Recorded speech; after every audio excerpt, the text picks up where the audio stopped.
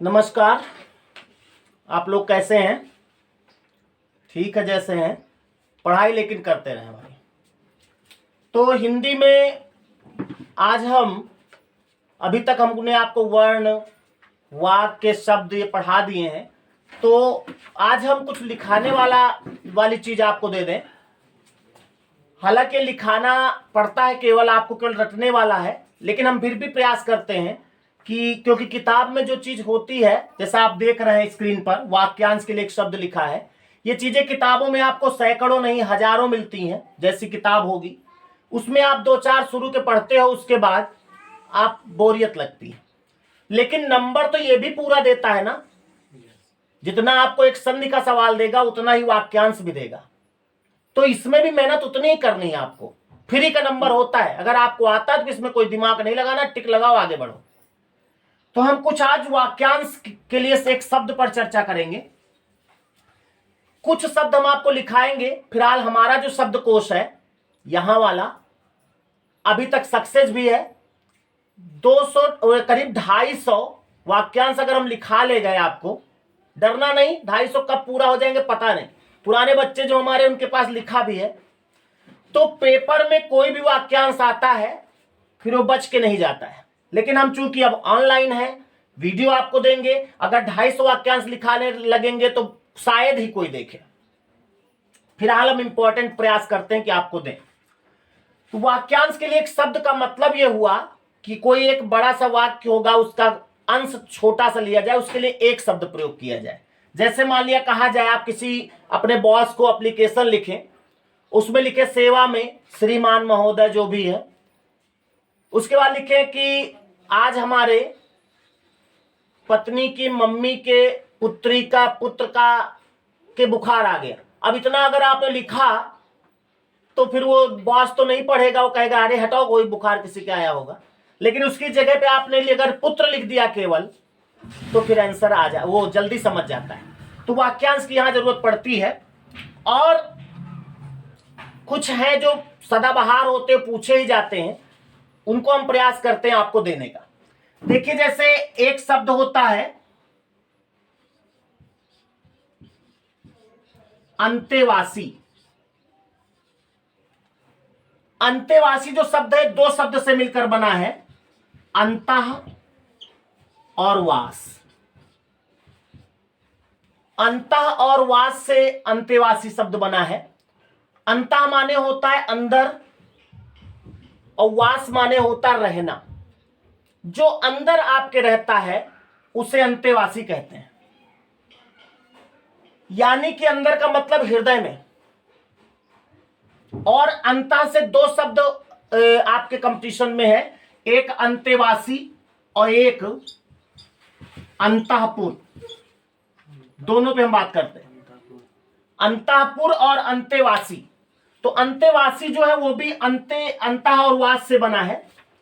तो अंतेवासी जो शब्द है, गुरु के समीप रहने वाला जो शिष्य होता है। अब गुरु के समीप रहने वाला शिष्य, इसका मतलब ये नहीं कि गुरु जी जहां कमरा लिए हैं उसी के बगल में जो शिष्य कमरा ले ले वही नहीं, गुरु के हृदय में जो वास करे। और कोई शिष्य गुरु के हृदय में वो शिष्य वास करता है जो सब तरह से डिसिप्लिन में रहे, पढ़ाई में अच्छा हो, जो भी गुरु जी कहे वो करे, तो वो गुरु जी के हृदय में रहता है। तो अगर आपसे पूछा जाए गुरु के समीप रहने वाला शिष्य, तो क्या कहलाएगा? अंतेवासी। क्या कहलाएगा? और ये जो है अंतःपुर, इसको शायद आपने पढ़ा जरूर होगा, महल के अंदर रानियों के रहने का स्थान। ध्यान दीजिएगा, जो हम बोल रहे हैं इसको लिख लो। पहले का लिखो गुरु के समीप रहने वाला शिष्य, डैश करके लिखो अंतेवासी। और दूसरा लिखो महल के अंदर रानियों के रहने का स्थान। देखो लिखा है महल के अंदर, महल के अंदर या भीतर रानियों के, पॉइंटेड बात है, रहने का स्थान। रानियों लिखा है, रानी नहीं, रानियों, यानी बहुत सारी रानी। तो महल के अंदर क्या राजा अलग रहता था, रानी अलग रहती थी?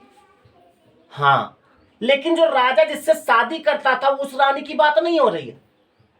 पहले जब राजा महाराजा जो होते थे किसी भी राज्य पर आक्रमण किए तो वहां पर महिलाओं पे वार नहीं करते थे। वो जितने भी पुरुष होते थे सबको मार डाले, और जब मार डाले तो जितने वहां महल में बची महिलाएं, तो महल में कुछ उनकी महारानी भी नहीं होंगी, उन सबको अब वो क्या करे, पूरा राजकाज तो सब उनका हो गया, तो वो सब उन्हीं राजा के साथ चली आती थी।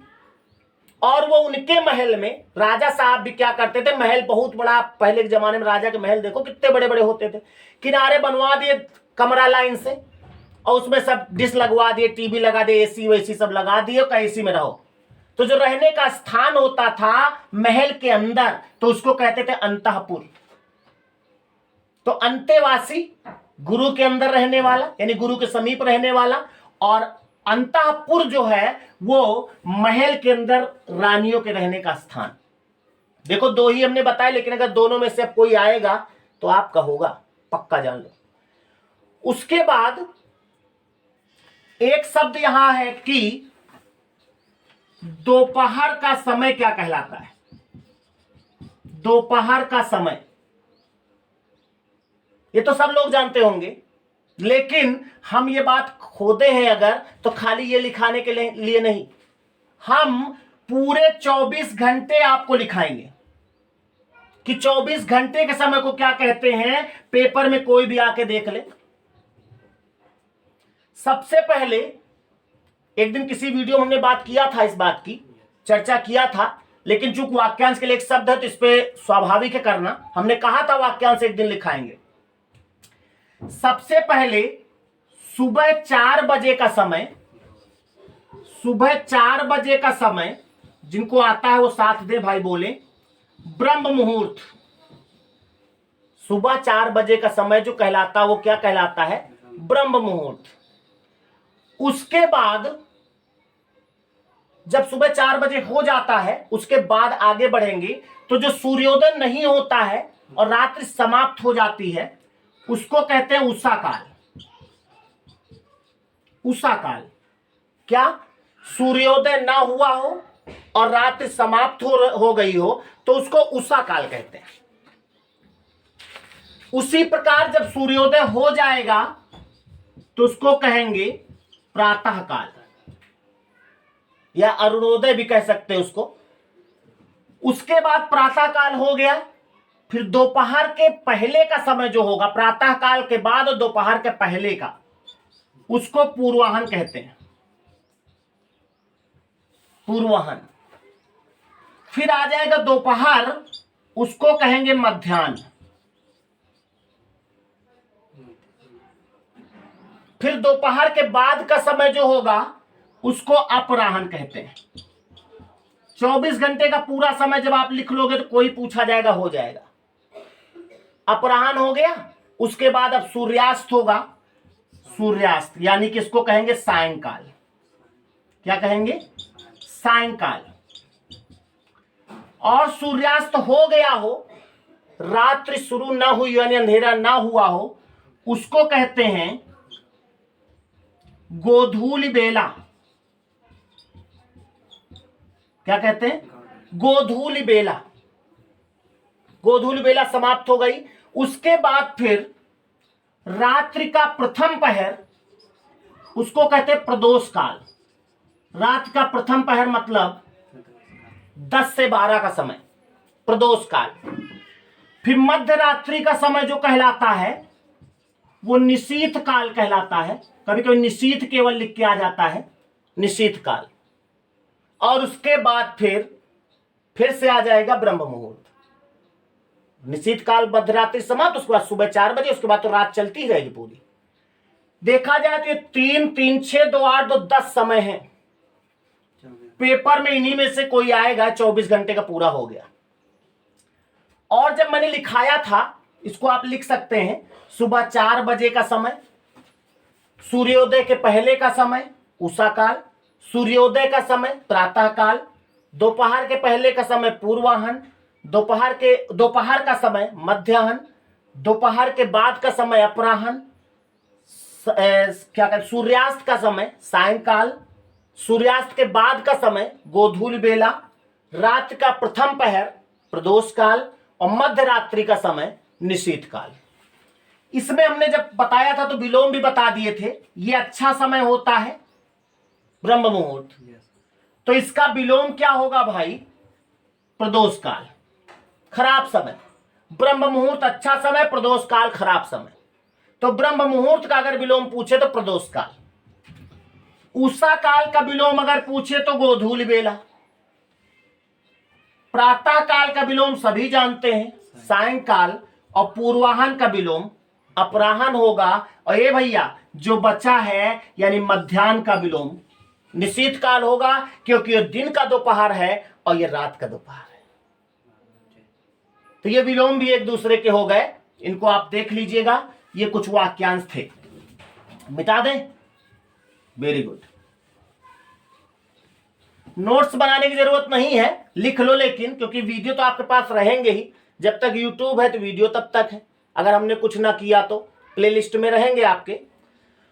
उसके बाद फिर चलते हैं, कुछ जन्म लेने वाले सवाल आपको बताते हैं। शब्द जन्म, देखो जो जन्म लेने वाले वाक्य होते, शब्द होते हैं, उनके लास्ट में जा लगा होता है। क्या लगाते हैं? जा माने ही होता है जन्म लेना, जा माने होता है जन्म लेना। तो जिससे जन्म लेने की बात कहे उसमें जा लगा दो, बन जाएगा। जैसे जल में जन्म लेने वाला, जल में, जल में जा लगा दो बस, जलज। कीचड़ में जन्म लेने वाला, पंख माने कीचड़ होता, पंकज। पसीना, पसीना नाम सुना? अभी पेपर एक हुआ था उसमें आया था, पसीना को तत्सम प्रस्वेद होता है, प्रस्वेद यानी स्वेद, स्वेद माने पसीना होता है, इसमें जा लगा दो, स्वेदज। तो पसीने से जन्म लेने वाला स्वेदज। अंडे से जन्म लेने वाला अंडज, अंडे से अंडज पक्षियों को कहते हैं। आगे जन्म लेने वाला अग्र यानी अग्रज, पीछे जन्म लेने वाला अनुज। क्यों भाई? इसी तरह बहुत सारे जन्म हैं। जमीन फोड़ कर जन्म लेने वाला उद्भिज,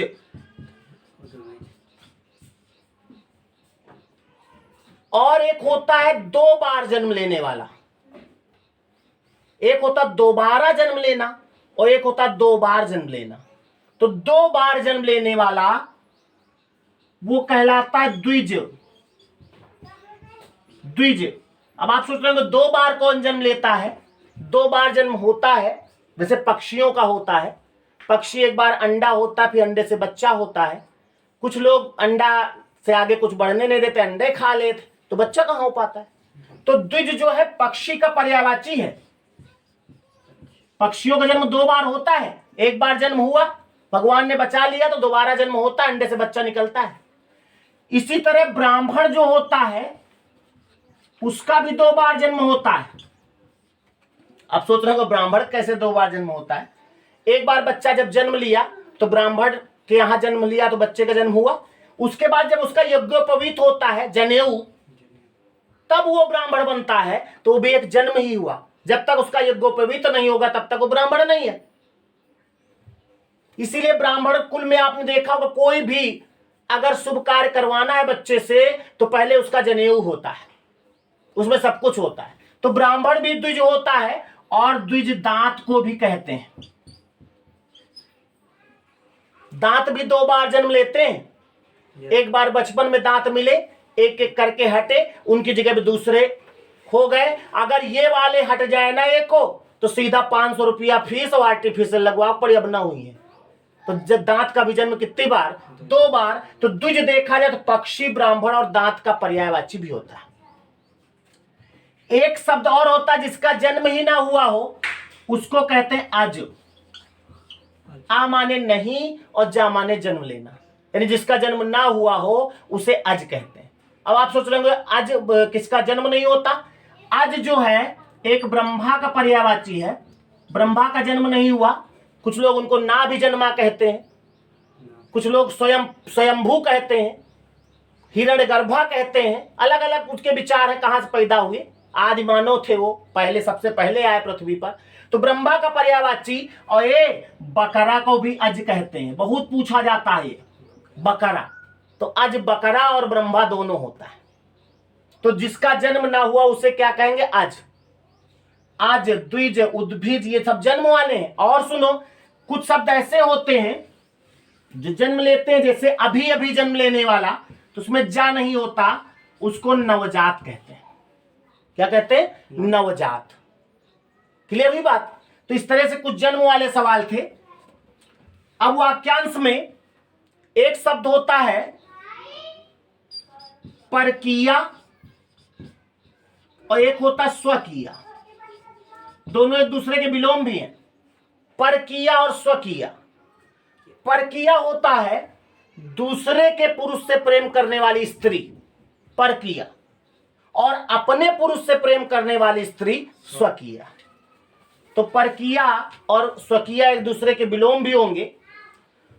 उसके बाद होता है सुंदर। अब स्त्री से याद आया, सुंदर नेत्रों वाली। सुंदर नेत्रों वाली क्या कहलाएगी? सभी लोग जानते होंगे, या तो जाना तो ये पक्का। सुंदर नेत्रों वाले, वाली, वाला नहीं होता सुंदर नेत्रों वाला, सुलोचना। क्योंकि आंखों की तुलना जो की गई, उपमा दी गई, वो महिलाओं की ही केवल। सुलोचना, सुंदर नेत्रों वाली। इसी तरह क्या कहते हैं, मछली जैसी आंखों वाली, उसको मीनाक्षी कहते हैं।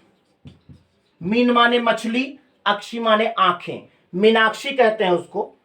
और सुंदर आंखों वाली सुलोचना हो गई, उसको सुनयना भी कह सकते, सुनयना, वो भी सही है। मछली वाला हो गया, उसको सुनहली आंख वाली नायिका, सुनहली आंखों वाली। देखो आंखों से कितनी बातें हो रही। सुनहली आंखों वाली सोनाक्षी कहते हैं उसको, नाम सुना होगा आपने, सोनाक्षी। सुनहली यानी सोना जैसी आंखें वाली। उसके बाद सैकड़ों आंखों वाली, अरे सैकड़ों आंखों वाली नायिका जो होती है उसे शताक्षी कहते हैं। शताक्षी, ये सब लिखने वाले सवाल हैं आपके। शताक्षी। अच्छा, अब आंखें तो हो गई। अब सुंदर बालों वाली नायिका की बात करेंगे। सुंदर बालों वाली केशिनी। सुंदर बालों वाली क्या कहलाएगी? केशिनी। एक है, ये तो सुंदर मतलब काले काले लंबे लंबे हो। और अगर आ जाए घने बालों वाली नायिका, घने बालों वाली, खूब घने बाल हो, घने बालों वाली नायिका जो होती है उसको कहते हैं अलका। अलक, निरंजन, अलका कहते हैं उसको, घने बालों वाले। और घुंघराले बालों वाली नायिका, घुंघराले बाल जिसके होते हैं, घुंघराले बालों वाली नायिका जो होती है उसे कहते हैं क्या कहते हैं? काकुली। काकुली कहेंगे उसको, घुंघराले बालों वाली। और यहीं पे घुंघराले यानी बिखरे बाल वाला होता ना, तो उसको झबरा कहते हैं, झबरा। लेकिन वाली है तो काकुली। ये सब आप लिख लीजिएगा, इनको याद रखिएगा, थोड़े थोड़े लिखाएंगे ताकि आपको याद रहे। उसके बाद एक है सुंदर मुस्कुराने वाली नायिका। हा, सुंदर मुस्कुराने वाली नायिका, वह नायिका जो सुंदर मुस्कुराती हो उसको कहते हैं सुस्मिता। नाम सुना होगा आपने, सुस्मिता कहते हैं, सुस्मिता। और जो सुंदर जो मंद मंद मुस्कुराए, जो मंद मंद मुस्कुराए उसको कहते हैं स्मिता। सुंदर मुस्कुराने वाली सुस्मिता और मंद मंद यानी धीरे धीरे मुस्कुराने वाली स्मिता कहते हैं उसको। और स्वकीया परकीया लिखा ही दिए हैं। नायिका के और भी कुछ याद आ रहे हैं। कुल को कलंकित करने वाली, कुल को कलंकित करने वाली कुलटा, क्या कहेंगे उसको? कुलटा कहते हैं। उसके बाद वीर पुत्र को जन्म देने वाली स्त्री, वीर पुत्र को जन्म देने वाली स्त्री वीर प्रसू या वीर प्रसूता। और जो आप वीरांगना नाम सुना है ना, वो होता वीर स्त्री। वीरांगना जो नाम है ये दो शब्दों से बना है, वीर धन अंगना। तो अंगना जो होता है ना, अंगना स्त्री का पर्यायवाची होता है। और अगर इसी में ऐसे लिख दें अंगना, ये अंगना है और ये अंगना है। अंगना जो है वो घर का जो आंगन होता है उसको कहते हैं, और अंगना माने स्त्री होता है। इसी अंगना में अगर नृत्य जोड़ दो तो नृत्यांगना, इसी अंगना में देव जोड़ दो देवांगना, देवताओं की स्त्री। तो जब वीर जुड़ा है तो वीरांगना होगा, यानी वीर स्त्री को वीरांगना कहते हैं। और वीर पुत्र को जन्म देने वाली स्त्री क्या होगी? वीर प्रसूता या वीर प्रसू। फिर एक होता है, एक शब्द होता है आगत पतिका।